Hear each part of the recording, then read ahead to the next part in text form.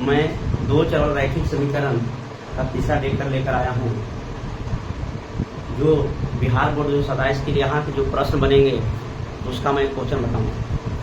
सबसे पहले first video में मैं बताया था कि A1 A2 और नहीं B1 B2, A1 A2 बराबर B1 B2 नहीं C1 C2, A1 A2 बराबर B1 B2 और बराबर C1 C2। इसके आधार पर हम लोग क्या निकालते थे समीकरण, इसके आधार पर हम निकालते थे हल, इसके आधार पर निकालते थे युग्म। लेकिन इसका दूसरा क्लास में बताए थे कि अगर इसका हल अद्वितीय है, इसका हल जैसे समीकरण प्रतिच्छेदी है, इसका हल कोई नहीं है, इसका अनेक हल है, तो P का मान क्या होगा, K का मान क्या होगा, ये सब मेरे द्वारा बता दिया गया है। लेकिन एक अगला क्लास में आज मैं बताऊंगा कि समीकरण दिया होगा, एक समीकरण दिया होगा या दो समीकरण दिया होगा, तो कौन सा बिंदु इस आलेख पर होगा। उसमें हम क्या करेंगे, एस दिया पर एस का मान रखेंगे और वाई की जगह पर वाई का मान रखेंगे। अगर LHS बराबर RHS आता है तो वह बिंदु आलेख पर होगा, यदि नहीं आता है तो आलेख पर नहीं होगा। और इसके बाद हम बताएंगे समीकरण को हल करने के 4 विधि हैं। इसे मानते हैं विलोपन विधि, वर्गुणन विधि, प्रतिस्थापन विधि और ग्राफे विधि। और इसमें दो चर वाला रैखिक समीकरण का युग्म हम बनाते हैं। लेकिन जब हम विलोपन विधि बताएंगे तो उसी में युग्म बनाना सिखाएंगे और उस समीकरण को हल करने के लिए सिखाएंगे। तो सबसे पहले मैं बता रहा हूं कि दो चर और रैखिक समीकरण जैसे दिया है कि 2x + 7y = 16, कौन सा बिंदु आलेख पर होगा। 4 ऑप्शन है, चारों ऑप्शन में से कौन सा बिंदु इस आलेख पर होगा। तो सबसे पहले 2x + 7y = 16 है, तो पहला में दिया है 2a, यानी इसका मतलब s का मान 2 है और y का मान 1 है। तो 2x + 7y = 16 है, तो s का मान 2 है, तो 2 × 2 हो गया 7y, 1 हो गया, 2 × 4 तो 7 × 1 और 2 में 2 से गुणा किया 4 हो गया, 7 में से किया 7, 2 जोड़ 11, 11 = 16। क्या 11 = 16 होता है? तो नो, नहीं होता है। यदि नहीं होता है तो यह आलेख पर नहीं होगा, यानी 2 1 जो बिंदु होगा इस समीकरण के आलेख पर नहीं होगा। हम दूसरा ऑप्शन चेक करेंगे, तो 2x + 7y = 16, 2 × 1 और 7 × 2 = 16, 2 में 1 से गुणा करेंगे 2 और 7 × 2 14, 2 16, 16 = 16। बिल्कुल सही है। यानी कि इसका मतलब ये हुआ कि 16 यानी कि 2 1 माने 1 2 इस बिंदु के आलेख पर होगा। यानी बिंदु 1 2 इस आलेख पर होगा, यानी समीकरण के आलेख पर होगा। कौन होगा? यानी ऑप्शन बी सही होगा। कभी कभी 2 इक्वेशन देता है, कभी कभी आपका 2 इक्वेशन देगा। जैसे मान लेते हैं कि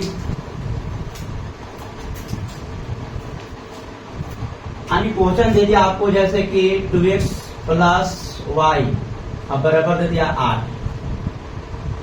एक और समीकरण दिया है x + 5y बराबर, यानी कि जैसे हो गया 2x + y, ठीक है, ये हो गया 13।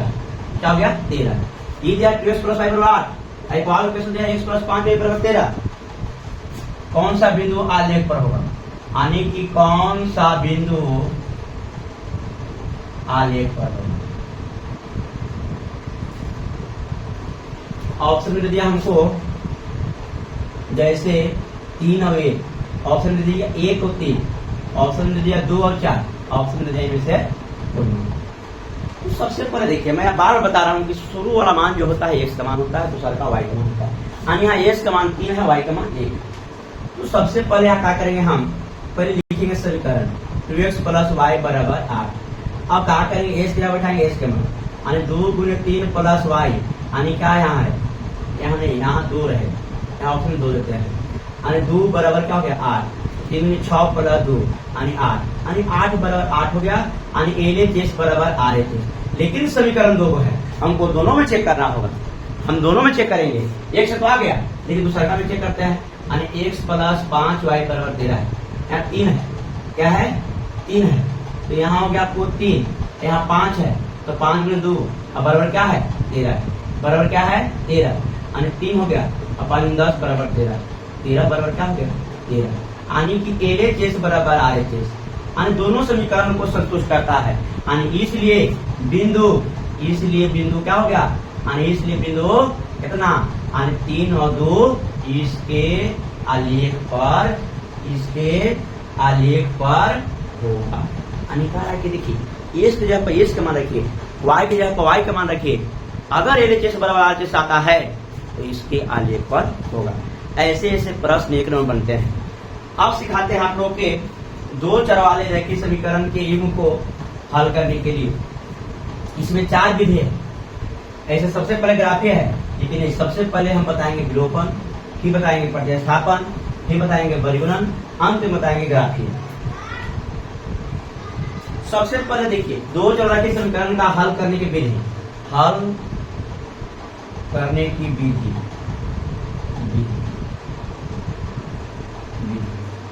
पहला में है विलोपन विधि, दूसरा में प्रतिस्थापन विधि,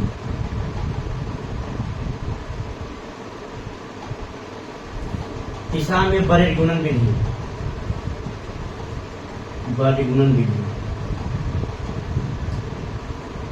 चौथा में ग्राफीय विधि या आलेखीय विधि रहता है। ये समीकरण दो चर वाले रेखीय समीकरण के सोल्व करने का विधि है, एक तरह से ये साधन है।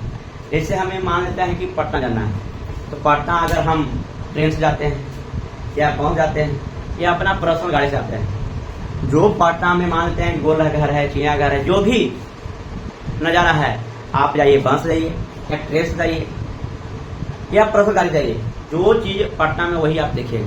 तो जिसी प्रकार है कि मान लेते हैं कि 4 विधि दिया है, तो चारों विधि से हल करेंगे तो हल एस का मान उतना नहीं आएगा, वाई के मान चारों विधि से एक ही आएगा, केवल विधि आपको चारों है। तो सबसे पहले हम अभी केवल कॉन्सेप्ट बता रहे हैं। इसके बाद चैप्टर वाइज जो VVI क्वेश्चन जो परीक्षा में ज्यादा पूछता है उसका क्वेश्चन यूट्यूब पर हम क्या करेंगे, डालेंगे NCERT से, SF से छांट कर जो क्वेश्चन परीक्षा में आता है इससे बाहर नहीं है। अभी केवल हम थ्योरी दे रहे हैं, अभी हम सिखा रहे हैं। सीखने के बाद यूट्यूब पर हम जो क्वेश्चन परीक्षा में पूछता है वैसे ऐसे वो क्वेश्चन को हम आपको क्या करेंगे, सोल्व करेंगे।